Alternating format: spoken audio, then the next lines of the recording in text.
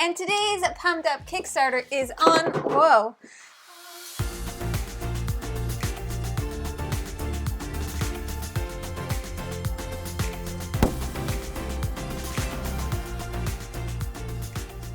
Hello everyone, welcome back to Foster the Meeple, a channel all about board games and power vacuums.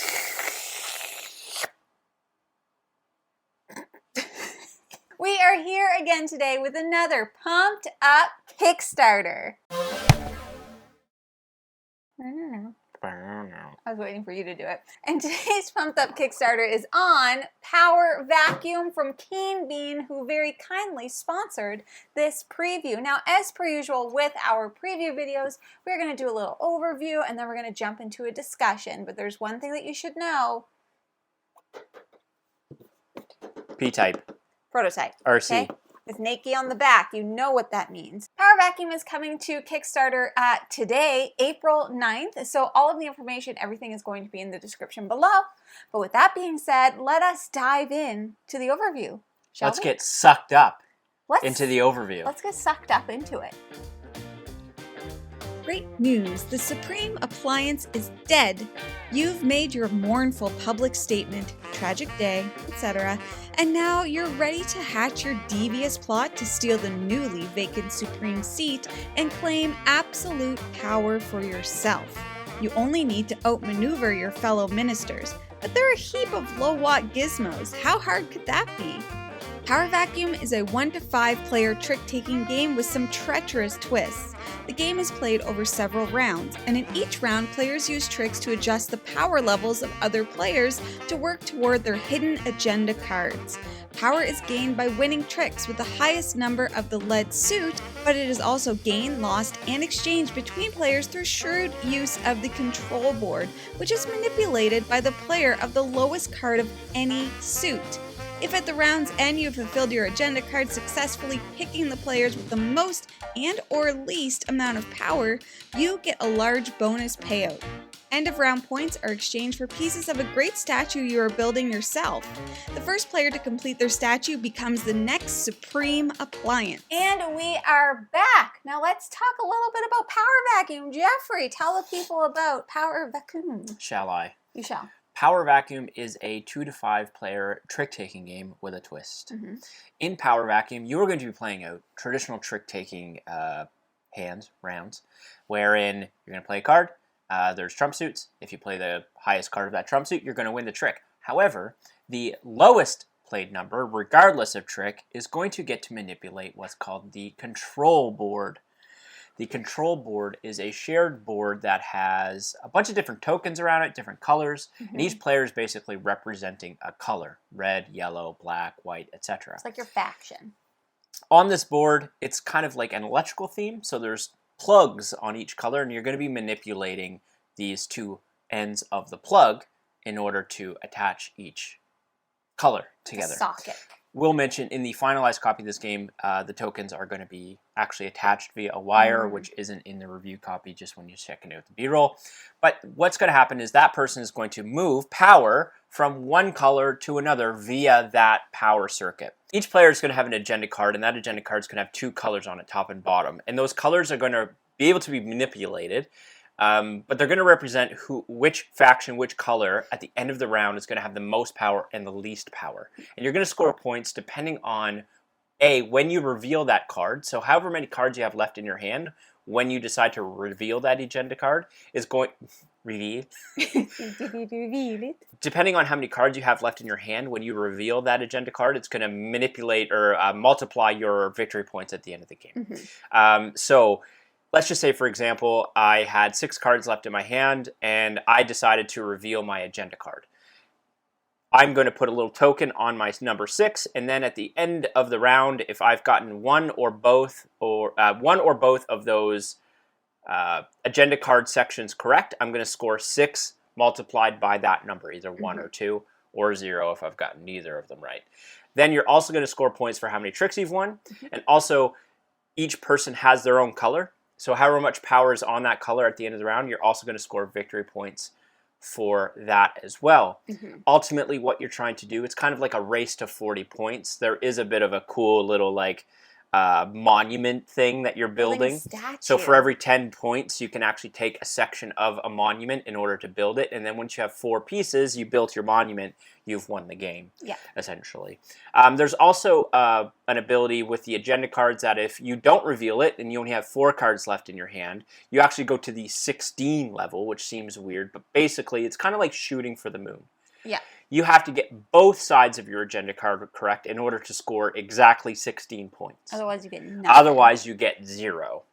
Yeah. And that's basically the game. One more thing. There is some kind of like hidden information. Tomfoolery. So there's a little hidden information. All of the cards in your hand actually have a corresponding back. Mm-hmm. So a red card in your hand is going to have a red back. Correct. So there's information that you're going to see from player to player. However, there's also spy cards, which are black. Yes. And those black cards are actually going to have a bunch of different colors on your back. So you might be looking and be like, oh, Jamie's got 4 red cards. Well, 2 of those might be spy cards. Mm-hmm. So there's a little bit of hidden information. I will mention the trump suits are somewhat asymmetrical. Like black will beat red, but not any other color. Red will beat all the other colors except black. Yeah. And then all the other colors are normal like kind of trick-taking. suit trick-taking representation. Yes. Exactly. So, with that being said, I would say that this game is definitely for anybody who enjoys trick-taking. It definitely gives it a little bit of a different twist with the mechanic of kind of working your way towards building up this statue. You have to do a bottom, you have to do legs, you got to do a body, and you have to do a head, and that's your 40 points. So, that is a little bit of a different kind of mechanic. Also, it's a bit of like a push and pull, especially in a 2-player game, because in a 2-player game of this where you're moving your sockets around, like you are just trying to manipulate the board in your favor, especially if you can see what you've revealed for your agenda cards. So it has a little bit more crunch to it than a standard trick-taking game. So if that sounds like something that you might be interested in, this could definitely be for you. Who else do you think it's for? I also just want to quickly mention, I think the control board almost kind of plays a little bit like area control. Yeah.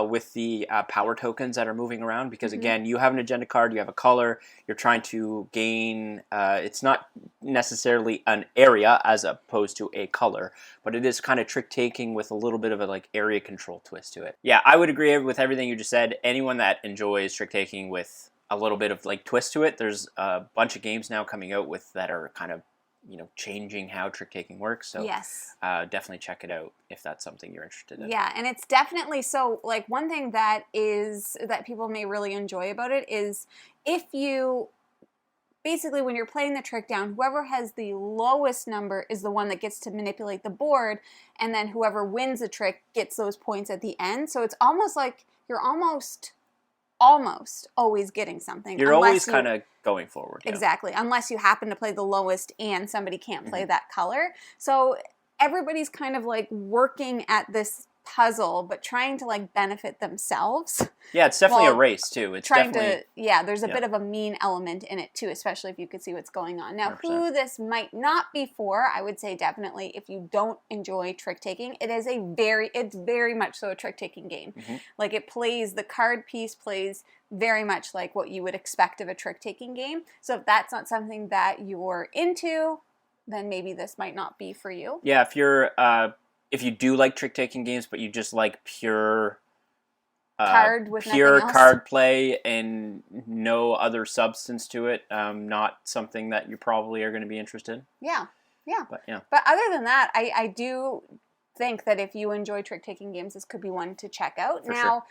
What we always say, and we're going to say it again, is make sure that you watch lots of different content, check out some reviews, playthroughs, all that good stuff. We ourselves are going to be doing a live playthrough of Power Vacuum on April 22nd. Yes. So we'll be posting about that when it goes live, so you can check on Twitter, you can check in our Discord, which you should definitely join if you would like to join us for that live playthrough, and then you can actually see how the game plays, which is really beneficial for, I know, people making decisions, people making decisions, exactly.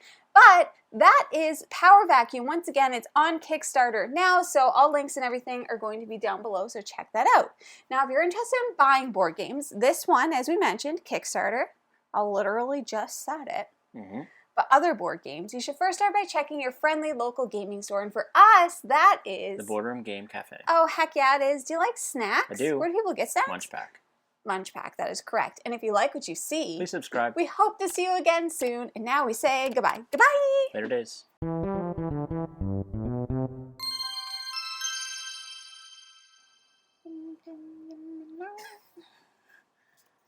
That's one of the best things to come from the internet. It really is.